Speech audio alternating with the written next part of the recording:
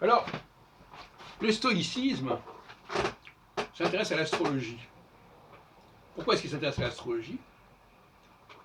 Alors, je ne suis pas un spécialiste du stoïcisme, je commence à m'y intéresser sérieusement, mais le stoïcisme s'intéresse à l'astrologie parce que l'astrologie est la garante de l'ordre du monde. C'est-à-dire que quoi que les hommes fassent, de toute façon, la cyclicité se perpétue parce qu'elle ne dépend pas de ce que les hommes font. Elle ne dépend pas des institutions que les hommes mettent en place, elle dépend des institutions subconscientes qui sont à la fois à l'intérieur du cœur des hommes et qui sont à la fois évidemment dans le cosmos, dans le ciel. Et dans le ciel, c'est inattaquable, c'est inaccessible, et dans le cœur des hommes, c'est quelque chose également qui est tout à fait inaccessible.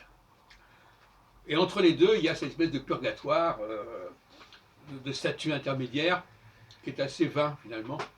Vanité des vanités, comme dirait l'Ecclésiaste, tout est vanité. Et donc,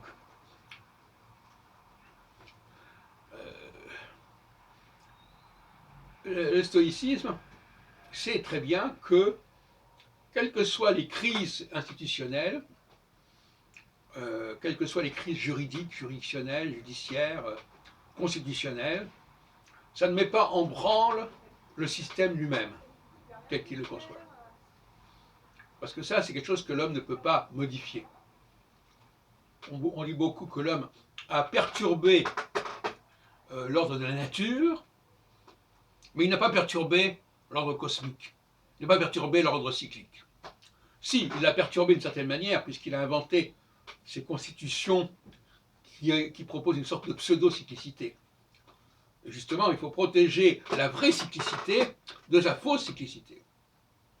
Et ça, c'est de l'ordre de l'écologie également.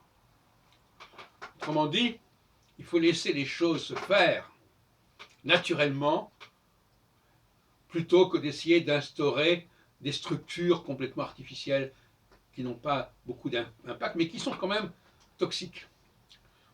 Donc, il faut débarrasser, dégager ces structures-là, et veiller essentiellement à ce que les leaders puissent s'épanouir, parce que les leaders, ce sont les véritables institutions.